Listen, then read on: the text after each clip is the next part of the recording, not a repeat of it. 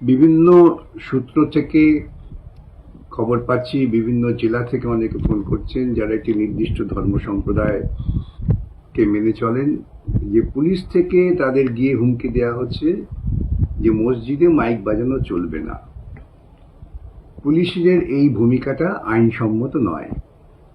Mic প্রচার করার কোনো নিষেধাজ্ঞা কোনো আইনে নেই।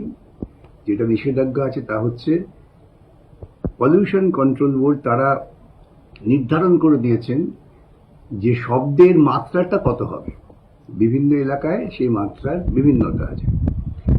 কলকাতা হাইকোর্টেও একসময় এই আজান নিয়ে যখন মামলা হয় তখন তারা রায় দিয়েছিলেন যে আজানে মাইক বাজতে পারি, কিন্তু সেটা পলিউশন কন্ট্রোল বোর্ডের নির্ধারিত যে শব্দের মান 6.5 ডেসিবেল না 8 ডেসিবেল কি ছিল সেটা দেখে নিতে হবে, যেটা আইনে আছে।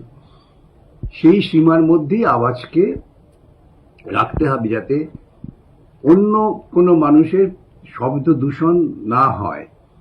অতএব আপনারা প্রত্যেকেই ভারতবর্ষের নাগরিক হিসেবে আইন মেনে চলবেন, আইন মেনে কাজ করবেন এবং পলিউশন কন্ট্রোল বোর্ডের নির্ধারিত যে শব্দ সীমা তার মধ্যেই মাইক বাজাবেন। এর বাইরে যদি পুলিশ এসে আপনাদের বলে মাইক সরিয়ে নিন, মাইক খুলে নিন, তাহলে পুলিশকে সবিনয়ে বলবেন যে আপনারা এরকম কোনো আদেশ দিতে পারেন না। যদি আদেশ দেন তাহলে লিখিতভাবে দিন কোন আইনের ভিত্তিতে দিচ্ছেন। কেন আমরা আইন মানতে চাই, আমরা কোনো রকম খেয়াল খুশিপনার মধ্য দিয়ে চলতে চাই না। এটাই হবে আপনাদের ভূমিকা। সকলের কাছে আমার অনুরোধ, শান্ত থেকে সুস্থভাবে আপনারা প্রত্যেকেই প্রত্যেকের ধর্ম আচরণ করতে পারেন, ধর্মটাকে মৌলবাদী পর্যায়ে নিয়ে যাবেন না।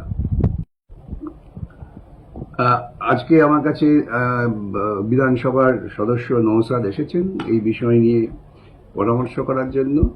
আমরা আদালতে আসছি, আদালতের কাছে আমরা একথাই বলবো যে পুলিশ প্রশাসন তারা আইন মেনে কাজ করুন। তারা আইন মেনে কাজ করলে পরে সাধারণ নাগরিকরাও আইন মেনে কাজ করবে।